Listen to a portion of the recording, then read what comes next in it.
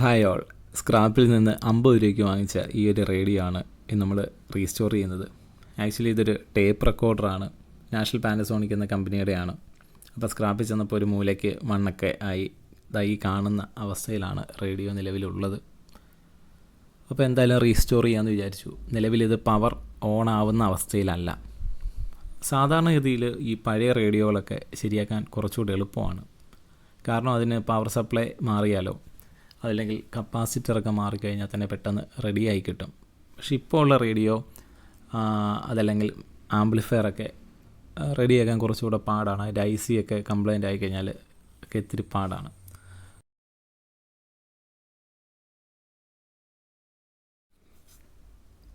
അപ്പോൾ ആദ്യഘട്ടമായിട്ട് സ്ക്രൂകളെല്ലാം അഴിച്ചെടുക്കുകയാണ്. ചില സ്ക്രൂകളൊക്കെ ടൈറ്റായിരുന്നു. പക്ഷെ അത് WD-40 അടിച്ചപ്പോഴത്തേനും ഊരി വന്നു. ഒരു സ്ക്രൂ മാത്രമായിരുന്നു ഇത്തിരി ടൈറ്റായിട്ടിരുന്നത്. പക്ഷെ അത് ഊരാൻ കഴിഞ്ഞില്ല. പക്ഷേ ബാക്കി സ്ക്രൂകളെല്ലാം അഴിച്ചപ്പോൾ അത് ജസ്റ്റ് പൊട്ടിച്ചെടുക്കേണ്ട ഒരു അവസ്ഥ വന്നു. അങ്ങനെ നമ്മൾ സ്ക്രൂകളെല്ലാം നമ്മൾ അഴിച്ചെടുത്തിട്ടുണ്ട്. അങ്ങനെ സ്ക്രൂകളൊക്കെ അഴിച്ചതിന് ശേഷം നമ്മൾ ഈ ടേപ്പ് ഓപ്പൺ ചെയ്ത് നോക്കുമ്പോൾ ഇതാണ് അവസ്ഥ. ഇത് മൊത്തം പൊടിയും മണ്ണും അതേപോലെ തന്നെ സ്പീക്കറിൻ്റെ പേപ്പറൊക്കെ പോയിട്ടുണ്ട്. നമ്മളിങ്ങനെ നോക്കുമ്പോൾ ഇതിന് റീസ്റ്റോർ ചെയ്തെടുക്കാൻ പറ്റുമോ? അത്രത്തോളം ഒരു മോശം അവസ്ഥയിലായിരുന്നു ഇതിൻ്റെ ആ ഉൾഭാഗം കാണുമ്പോൾ. ആ പവർ സപ്ലൈയുടെ ഭാഗമൊക്കെ നോക്കുമ്പോഴത്തേന് മൊത്തം പൊടി കയറി മണ്ണ് കയറി വെള്ളത്തിലൊക്കെ കിടന്ന ഒരവസ്ഥയാണ്. അപ്പം ഏതവസ്ഥയാണെങ്കിലും നമ്മൾ ആദ്യഘട്ടത്തിൽ ഇതെല്ലാം ക്ലീൻ ചെയ്തെടുക്കലാണ്.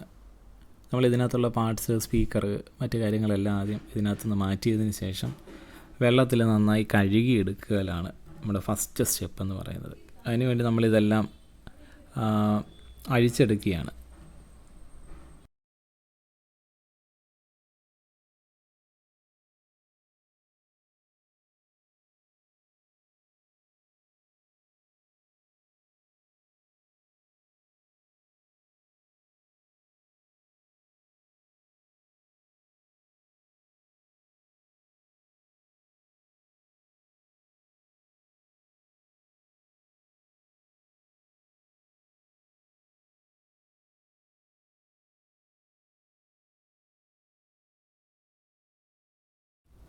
ഇനി നമ്മുടെ അഴിച്ചെടുത്ത എല്ലാ പാർട്സും വെള്ളത്തിൽ നന്നായി കഴുകിയെടുക്കലാണ് ചെയ്യുന്നത്. അതിനുവേണ്ടി നമ്മൾ കാർ വാഷ് ഷാമ്പു ആണ് ഉപയോഗിക്കുന്നത്. വെള്ളത്തിൽ നല്ല രീതിയിൽ ബ്രഷ് ഉപയോഗിച്ച് കഴുകിയെടുക്കുന്നു ആദ്യഘട്ടം എന്നുള്ള. അതേപോലെ തന്നെ നമ്മുടെ ഇതിനകത്തുള്ള ഇലക്ട്രിക്കൽ പാർട്സൊക്കെ, അതായത് ട്രാൻസ്ഫോമർ ഒഴികെ, സ്പീക്കറും ട്രാൻസ്ഫോമറും ഒഴികെ ബാക്കി എല്ലാ സംഭവങ്ങളും നമ്മൾ ഇതേമാതിരി കഴുകിയെടുക്കുന്നു. പക്ഷേ അത് കഴിയുന്ന സമയത്ത് സാധാരണ വെള്ളം മാത്രമാണ് ഉപയോഗിക്കുന്നത്. അതിനകത്ത് നമ്മൾ സോപ്പോ അതല്ലെങ്കിൽ ഷാമ്പുവോ കാര്യങ്ങളൊന്നും ഉപയോഗിക്കുന്നില്ല. ആ രീതിയിൽ നല്ല രീതിയിൽ നമ്മൾ കഴുകി വൃത്തിയായിട്ട് എടുക്കുക.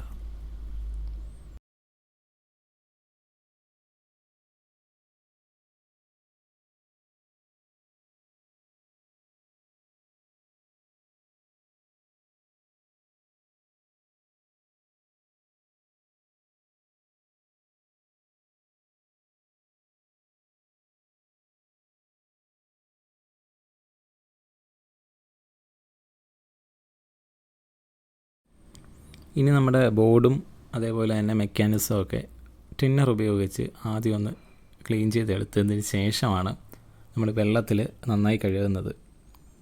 സാധാരണഗതിയിൽ ടിന്നർ ഉപയോഗിച്ച് കഴുകുമ്പോഴത്തേന് ബോർഡൊക്കെ ക്ലീൻ ആവുന്നതാണ്. പക്ഷേ ഇത് എന്തോ അത്രയും മണ്ണിലും വെള്ളത്തിലുമൊക്കെ കിടന്നതുകൊണ്ടാവാം അത് അത്രത്തോളം ക്ലീൻ ആയില്ല. അപ്പോൾ ആദ്യം നമ്മൾ ടിന്നർ ഉപയോഗിച്ച് കഴുകുന്നു.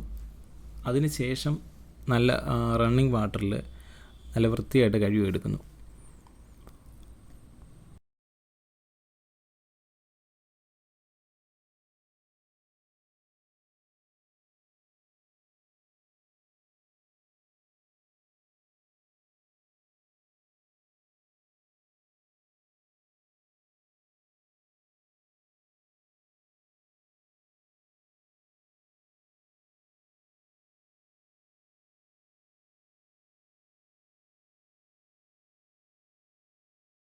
അങ്ങനെ നമ്മുടെ ഈ ടേപ്പിൻ്റെ ബോഡിയും അതേപോലെ തന്നെ മെക്കാനിസവും ബോർഡും എല്ലാം നല്ല രീതിയിൽ കഴുകിയെടുത്തിട്ടുണ്ട്. നമ്മുടെ മെക്കാനിസത്തിന് വേറെ പ്രശ്നമൊന്നും കാണുന്നില്ല. നമ്മുടെ ബോർഡ് നോക്കിയപ്പോൾ ഒരു കപ്പാസിറ്റർ മിസ്സിംഗ് ആണ്. 25 വോൾട്ട് 1000 mioഫിൻ്റെ കപ്പാസിറ്റർ അവിടെ മിസ്സിങ് ആയിട്ടാണ് കാണുന്നത്. അപ്പോൾ അത് നമുക്ക് റീപ്ലേസ് ചെയ്യണം. അതേപോലെ തന്നെ പിന്നെ നോക്കിയപ്പം അതിൻ്റെ പവർ സപ്ലൈ ട്രാൻസ്ഫോമറിനും ചെറിയ കംപ്ലയിൻ്റ് ഉള്ളതായിട്ടാണ് കാണുന്നത്. അപ്പോൾ ട്രാൻസ്ഫോമർ വർക്കിംഗ് അല്ലായിരുന്നു. അപ്പോൾ ട്രാൻസ്ഫോമർ നമ്മൾ റീപ്ലേസ് ചെയ്യേണ്ടതായിട്ടുണ്ട്. ആ ഒരു കപ്പാസിറ്റർ റീപ്ലേസ് ചെയ്യണം. അപ്പോൾ അങ്ങനെ അത് റീപ്ലേസ് ചെയ്യുമ്പോൾ ശരിയാകുമോ ഇല്ലയോ എന്ന് നമുക്ക് ചെക്ക് ചെയ്യണം. അന്നേരം ശരിയായില്ലെങ്കിൽ മറ്റെന്താണോ കംപ്ലയിൻറ്റ് അത് കണ്ടുപിടിക്കണം.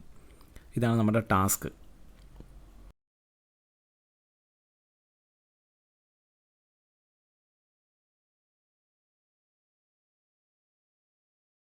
അങ്ങനെ പഴയ ആ ഹോം തിയേറ്റർ ബോർഡിൽ നിന്ന് എനിക്ക് ആ ഒരു കപ്പാസിറ്റർ 1000 miof 25 വോൾട്ട് അതിൻ്റെ കപ്പാസിറ്റർ എനിക്ക് കിട്ടിയിട്ടുണ്ടായിരുന്നു. അപ്പോൾ ഞാൻ അത് ഉപയോഗിച്ച് മറ്റേ കപ്പാസിറ്റർ മിസ്സിങ് ആയ കപ്പാസിറ്ററിൻ്റെ ഭാഗത്ത് ഞാൻ അത് റീപ്ലേസ് ചെയ്തു.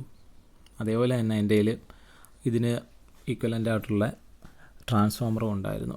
അതും നമ്മൾ റീപ്ലേസ് ചെയ്തു. അതിന് ശേഷം നമ്മുടെ ഈ പോളിഷിങ് ഒരു ക്രീമുണ്ട്. ആ ഒരു പോളിഷിങ് ക്രീം ഉപയോഗിച്ചാണ് ഇതിപ്പം പോളിഷ് ചെയ്യുന്നത്.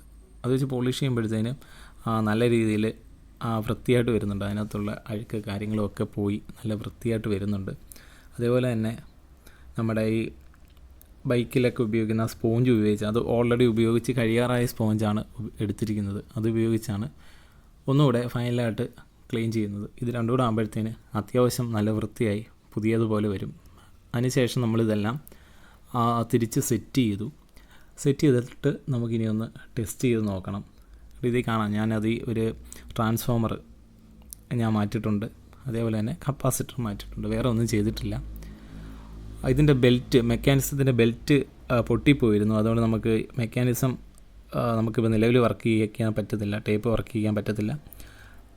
പിന്നെ ഞാൻ ജസ്റ്റ് ഒന്ന് ടെസ്റ്റ് ചെയ്യാൻ വേണ്ടിയാണ് ഇവിടെ ഇൻസുലേഷൻ ടേപ്പിനെ വരെ സാധാരണ സെല്ലോ ടേപ്പ് ഒട്ടിച്ചിരിക്കുന്നത്. ഇത് മാറ്റി സോൾഡർ ചെയ്തിട്ട് പ്രോപ്പറായിട്ട് അത് പിന്നീട് ചെയ്യുന്നതാണ്. അപ്പോൾ അങ്ങനെ ഇതെല്ലാം സെറ്റ് ചെയ്തിട്ട് നമ്മുടെ സ്പീക്കർ ഉപയോഗിച്ചിരിക്കുന്ന പഴയ സ്പീക്കർ തന്നെയാണ്. അതിൻ്റെ പേപ്പർ പോയ സ്പീക്കർ തന്നെയാണ് ഞാൻ ഫിറ്റ് ചെയ്തിരിക്കുന്നത്. അതെല്ലാം സെറ്റ് ചെയ്ത് നമുക്കൊന്ന് കറണ്ടിൽ കണക്ട് ചെയ്ത് നോക്കാം. അപ്പോൾ എന്താണ് അവസ്ഥ എന്നൊന്ന് നോക്കാം.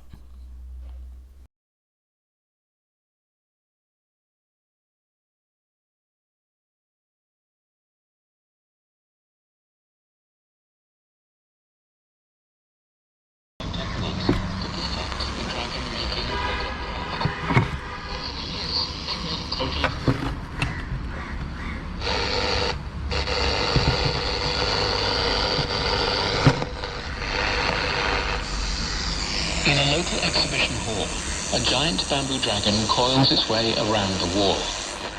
It is 83.4 meters. About 2 tons of fresh bamboo was used.